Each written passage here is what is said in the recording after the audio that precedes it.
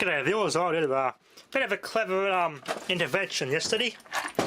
I call it the Sparky's cupboard or drawer handle. A couple of toner blocks, some copper wire, and that's it. A handle. That's how a Sparky would do it. How good's that? Fixing stuff the electrician's way. Works quite well. I've also found a replacement fan for this motor. This fan came off that blue GMF motor I took apart and did some experiments with the rotor and the stator.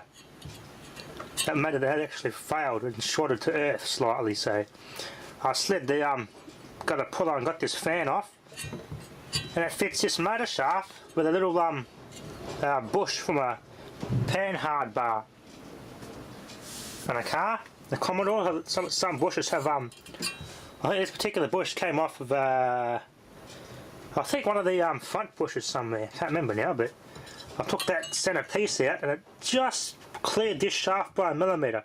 Cut up the quarter of it off to fit between this fan and this shaft, and got a bit of hose, rubber hose, cut that in half and use that as a shim and press it onto this motor shaft. It all fits perfectly now. I'll have to find the right screws for here too. These screws are a tiny bit too small, they're a bit they're stripped a bit, too small for those threads in this fan bracket. It's relatively straight. I just want to find a fan shred. I found a nice big metal bucket, but it stuck out to about here. It worked, it went on here and it sat on there nice and straight. I could bolt it down, but it was all the way out here. Looked bloody ridiculous, like an SCW Eurodrive motor. They have a long fan shred like that, because they have two motors. They have one fan motor and the main motor. So it's got two terminal blocks on top of it. They use a little fan motor which is on all the time, because when the motor's not spinning fast and it's under load, it's going to get hot, and the fan that it's got inbuilt isn't adequate to cool it. So they use another fan to cool it down. It's a clever idea, but I want to make this compact like it was. Maybe stick out to about here max, and it's about as much as I want it to stick out. But at the same time, I must have this taper, because a fan has to draw air in for like a Venturi type effect to create a lot of flow past the cooling fins. So, we'll use a bit of PVC pipe to slide over that. I'll put a cap on it and draw some holes in it, or find another tin, a paint tin. I can slide on that, cut it in half, and draw some holes in the bottom of it. And that may work, but it's a bit thin. It might hit this if it gets dented. But it'll work as all it's going to do is just divert the air to get past these cooling fins. That's all it's really going to do. We'll find something to go on there, that's it. That's all I really need to fix this motor up. That's a much better fan than what I had. Okay, viewers, well, I got this pressed embossed part roughly central with a shaft of the motor, so I'm pretty straight. Punched a hole out of the screws that they gave. I've already got one screw in. It looks ugly, but it works. And it worked quite well. Oh well, better than nothing. Once it's all bolted down, it's actually going to be quite sturdy and rigid. Then I can start testing it, and if it proves to be quite successful, I'll probably give it a paint, but not sure yet. Oh, that's dodgy, but works. I'm going to make some brackets to go down along with these two holes to convert this to a foot mount motor. So we go down on some a flat plate with some holes like on that motor to make it foot mount, because this Fimec motor does not have this design like CMGs have, the bolts where you can just bolt anything onto them and mount them any way you want. This one here does not have that option. It's only got to be flange mounted. So I have to make a conversion plate to go on that flange to make it foot mounted. Viewers, well, this is what I call an engineer's job and a half. It's worked quite well. Out of the way. Put the cord all the way back in. I'll pull the bloody thing out there. Holes are all lined up. The shaft's still pretty well central to that middle part of the can. No scrapage. It's quite rigid, that. I'm going to plug this in and give it a test, see how much air I can move. But damn, does that look redneck. For a test, it's going to kick when it starts. No scrapage. Sucking air in. It's drawing all past the cooling fin. Working quite well. The front's getting a bit hot, that bearing. Bearing's a bit frictiony, I think.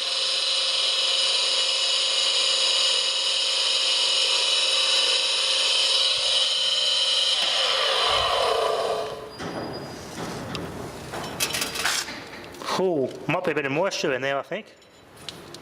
Ooh, that's smoke coming out of that. Hang on a minute. Well, I took this cover off and smoke came out. I can smell something burning in there. It doesn't smell electrical though. It's hard to tell. But I turned it off long before anything bad happened, so if your motor's failing, it's not a good idea to touch it. I'll have to pull this front bell housing off. Just have a quick look in there, I think. Let's take this front bit off and have a look, because it's got hot here. This part here got hot. Just inspect the windings in case there's grease or something flying off the bearing and I didn't like it. I tested all right in the Mega and the VFD ran it all right, so I wonder what it is. I better check that. I did spit a little grease out of the bearing. I think it's a Fimec motor. It's a Fimec. I forgot the R and the Y. I replaced it with an I. Damn it. Because I tested fine and VFD'd fine. The windings look the same before this now. They melted the freaking tape a bit. There must be a partial short in there somehow. Even though it all tested bloody spot on fine. Got me buggered. Maybe this motor is faulty from the factory in the way. Because it was actually originally thrown out in the first place. And maybe that terminal block was taken off and they investigated that and saw it was in there and put it back on and didn't worry about how good a job they did when they put it back together. And just threw it out and threw it out like that. So maybe this was faulty from the factory, this motor.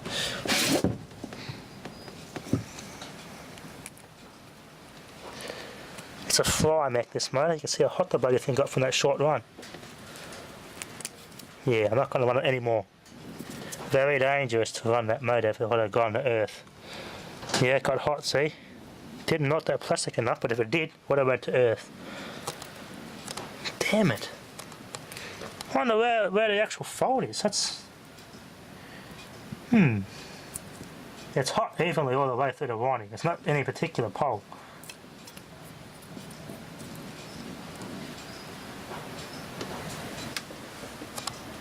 I wonder if I just hooked it up wrong. I reckon I hooked this thing up wrong though. UVW, but probably worked the right way around when I ran this thing. It says it can take 440 volts and everything in that. 240 volt and 415 volt. Oh yes, you stupid dickhead I am. Oh shit. I'm gonna have to go through this with some wood varnish and fix this. I know what I did wrong. I got it in bloody Delta. 240 volts it's supposed to be, if you're going to run it on 240 volts. If I'm going to run this thing on 415 volts, I've got to wire it up that way. You stupid bloody dickhead. Oh well, lesson learnt. Yes. That's what I did wrong. If I got it hooked up in Delta, and I can only run it in 240 volts in Delta. I ran it on bloody 415 volts Delta. So technically I overvolted this thing. I'm going to test it with a Mega a couple of times, make sure it's still okay. And after put a couple of coats of wood varnish in there and reseal it. Oh, freaking a lesson learnt. I should have done probably double attention to that bloody label. You bloody idiot. Yes. Oh, I'm a dickhead. Anyway, you live and learn. Yes, I've got to hook it up in star for 415 volts. It'll pour 11.9 amps and 240 volt Delta. Because I overvolted it, this cord got hot, so I probably poured about friggin' maybe 50 amps of this damn thing. Yeah. Lesson learnt. Lesson learnt. That's because I had it VFD'd by default and looked and hooked it up the same way. I didn't think to read this label, did I? I should have read that label and studied it a bit more before I wired this on. I had it hooked it up in star, 415 volt. It would run fine if I hooked it up like that in star from 415 volt, and that'd be fine. Oh boy, I hope it's still okay. I just overvolted the guts out of the poor damn thing. Oh, I'm going to have to trim off the excess string that's hanging off here. The plastic's still okay, it's not too far damaged, thankfully. Yeah. Let it cool down, do a couple of tests with the Mega, just to be sure. If it's still okay, fingers crossed, I'm going to wood varnish these windings. Because this will have to be replaced with wood varnish, all this stuff here. Dickhead. Anyway, thanks for watching.